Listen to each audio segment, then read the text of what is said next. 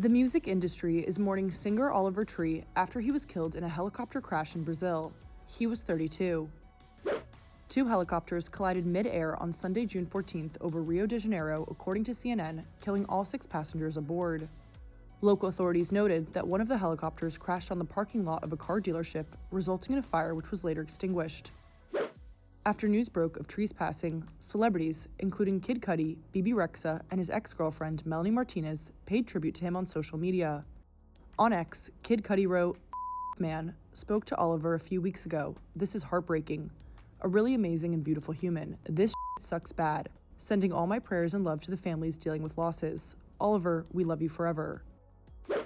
Bebe Rexha also posted on X, sharing, "I'm in shock. I was in the middle of my CD signing in New York City when I found the news of Oliver Tree.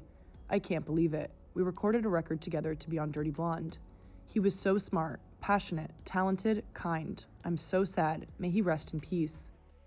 Additionally, T-Pain shared a video clip of himself with the artist on X alongside the text, "Never will forget this lesson from Oliver or the time we had on Nappy Boy Radio podcast." How are you? Dressed all normal and stuff. How you doing, man? Doing good. How are you guys? Isn't it crazy that we're both DJs now? It's pretty cool. We're done with the singing thing, man. I'm out of here. This place. You've been getting in shape. No. I'm making an album in hotel rooms. I got my computer, my microphone, and a little mini keyboard, and just making music by myself. Sounds easy.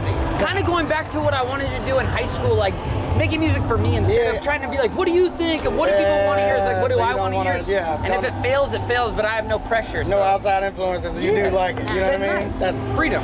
Happy. Yeah. That's what happy is. They want to do that. Well, I'm excited to hear stuff, brother.